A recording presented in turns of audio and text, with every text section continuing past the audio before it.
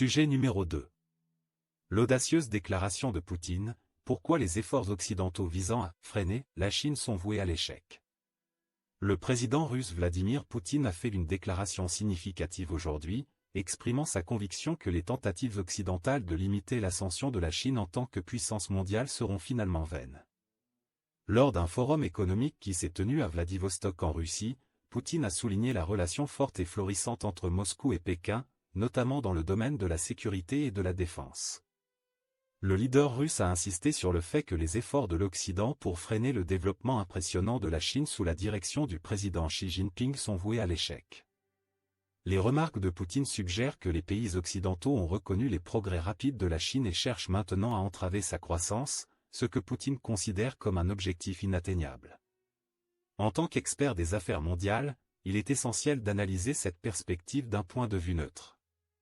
L'état actuel des relations entre la Russie et l'Occident joue certainement un rôle important dans l'appui de Poutine à des liens plus étroits avec la Chine. Depuis l'invasion à grande échelle de l'Ukraine par la Russie en février 2022, sa relation avec l'Occident s'est rapidement détériorée. En conséquence, la Russie a cherché à renforcer ses partenariats économiques, militaires et autres avec la Chine.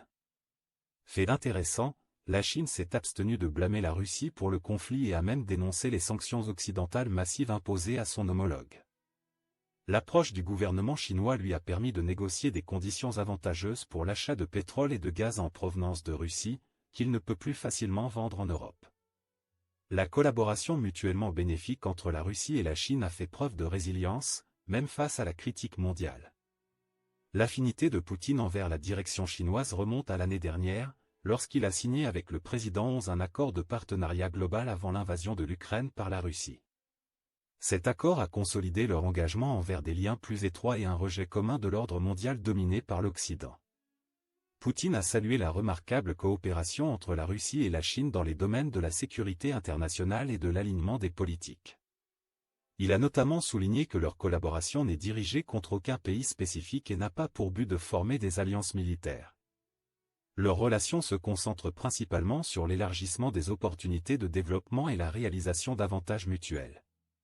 Étant donné l'importance de cette annonce, il est important de favoriser une discussion plus large sur le sujet. Que pensez-vous, en tant qu'audience, de l'avenir de l'ascension de la Chine et des efforts occidentaux visant à la freiner?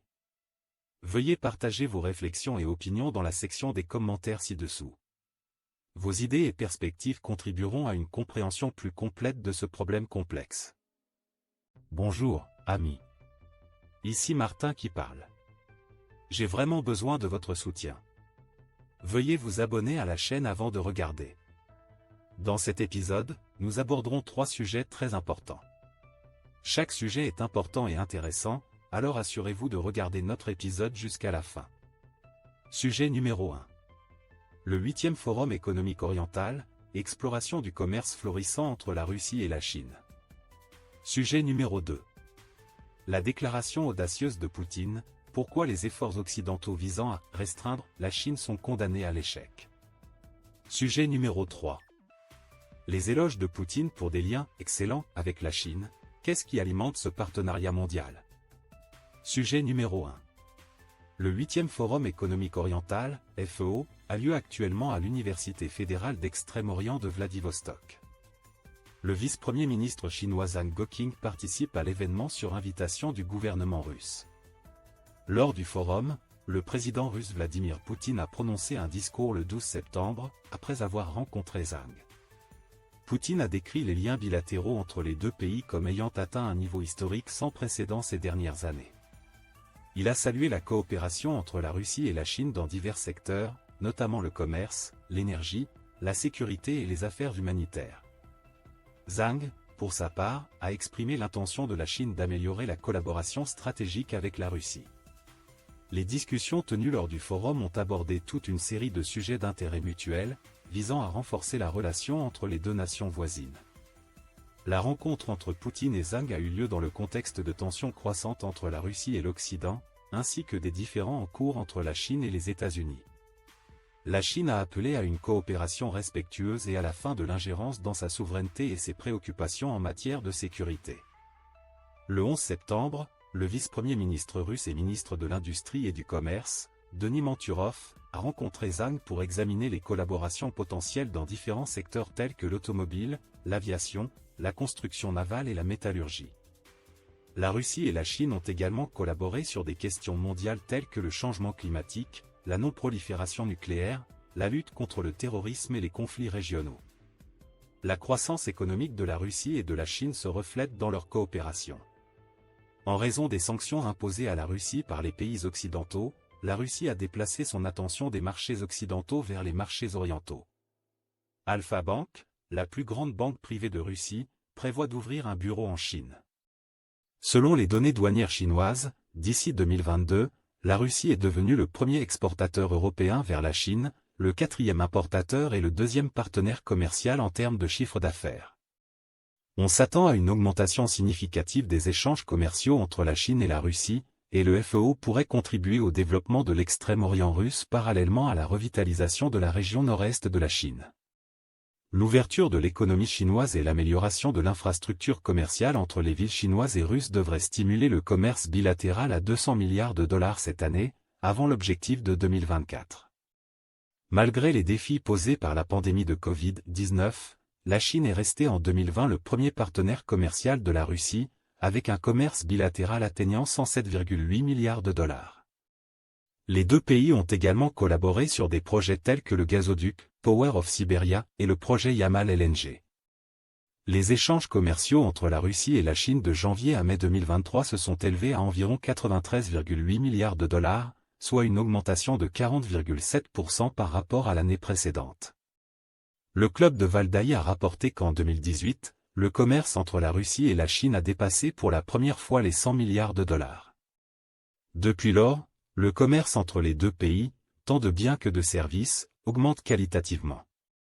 La coopération entre la Chine et la Russie met l'accent sur la coexistence pacifique, le développement mutuel, l'exploitation des avantages complémentaires, le partage des ressources et le flux des facteurs de production. Le FEO sert de plateforme pour attirer des investisseurs internationaux en Russie afin de développer son Extrême-Orient. Le volume de marchandises transitant par le pont autoroutier entre Blagoveshchansk et Ey a quadruplé en seulement un an. La Chine représente environ 60% du commerce international de la région de l'Amour au cours du premier semestre de 2023. Le pont facilite le transport de diverses marchandises, notamment des fèves de soja, des produits transformés, des céréales, des produits du bois, des additifs alimentaires naturels et du charbon. Du côté chinois, des équipements, des automobiles, des biens de consommation, des légumes et des fruits sont transportés vers la région de l'Amour. De janvier à août de cette année, plus de 35 000 voitures ont traversé le pont, soit une augmentation de 3,5 fois par rapport à la même période en 2022. La rencontre entre Poutine et Zhang illustre leur force collective et leur détermination à travailler ensemble. Elle façonnera sans aucun doute l'avenir des deux pays, en particulier face aux tensions internationales croissantes. Les domaines d'intérêt incluent la stabilité régionale, la coopération économique, la gouvernance mondiale, la résolution des conflits, la lutte contre le terrorisme et le changement climatique. On attend beaucoup de l'amélioration des relations bilatérales grâce à de nouveaux accords et conventions qui renforceraient la position mondiale des deux pays. Le FEO fournira de nouvelles plateformes pour la coopération sino-russe, mettant l'accent sur la promotion des économies régionales et des niveaux de vie. La collaboration soutiendra également les efforts de revitalisation de la Chine dans ses provinces du Nord-Est. En tant qu'avocat de l'ordre international, de la coopération régionale et de l'intégration économique mondiale, la Chine continuera à s'engager dans le commerce avec la Russie pour améliorer le développement régional, la sécurité et le bien-être de son peuple. La rencontre et le forum ont souligné l'importance de la coopération entre les provinces du nord-est de la Chine et l'Extrême-Orient russe. Les deux pays sont également intéressés par l'alignement de l'initiative La Ceinture et la Route de la Chine, BRI, et de l'Union économique eurasienne, UE, de la Russie, cherchant à renforcer la coopération dans les infrastructures, l'industrie, l'agriculture et les projets d'innovation. De plus, Poutine est prévu de se rendre en Chine en octobre de cette année pour participer au troisième forum, La Ceinture et la Route. Lors de la visite d'État du président chinois Xi Jinping en Russie en mars, les deux pays ont publié le plan de développement pré-2030 sur les priorités de la coopération économique sino-russe, visant à améliorer la qualité et la structure de leur commerce bilatéral en expansion. Des mesures telles que l'établissement d'une zone de libre-échange, l'exemption fiscale et l'ouverture des ports ont montré un potentiel de coopération industrielle et de collaboration transfrontalière dans les chaînes industrielles. Ces efforts contribuent à la croissance économique de l'extrême-orient russe et à la revitalisation de la région nord-est de la Chine. Étant donné que la Russie et la Chine sont membres permanents du Conseil de sécurité des Nations Unies, leur coopération revêt une importance à l'échelle mondiale. Leurs actions communes influencent les processus décisionnels internationaux, témoignant de leur engagement envers un monde plus équilibré et plus juste. Qu'en pensez-vous? N'hésitez pas à partager votre opinion dans les commentaires ci-dessous. Thème numéro 3.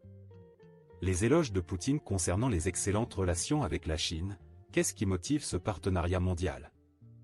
Les liens économiques entre la Russie et la Chine se sont considérablement renforcés ces dernières années, conduisant à un niveau élevé de coopération. Cette croissance des relations est attribuée à l'alignement politique entre les deux nations. Les sanctions imposées à la Russie par l'Occident après son invasion de l'Ukraine en 2022 ont renforcé la dépendance de la Russie envers la Chine, qui est devenue un partenaire économique majeur. Malgré une baisse des échanges commerciaux avec d'autres partenaires clés, le commerce entre la Russie et la Chine a augmenté de 40% au cours des 5 premiers mois de cette année. Les données douanières chinoises confirment ces chiffres, indiquant que la Russie est devenue le principal fournisseur de pétrole brut de la Chine. En fait, près d'un cinquième des importations de pétrole brut de la Chine en juillet provenaient de la Russie. De plus, la Chine est devenue un acheteur significatif de biens russes, en particulier de voitures, et les banques chinoises ont étendu leur présence en Russie en offrant des services bancaires précieux.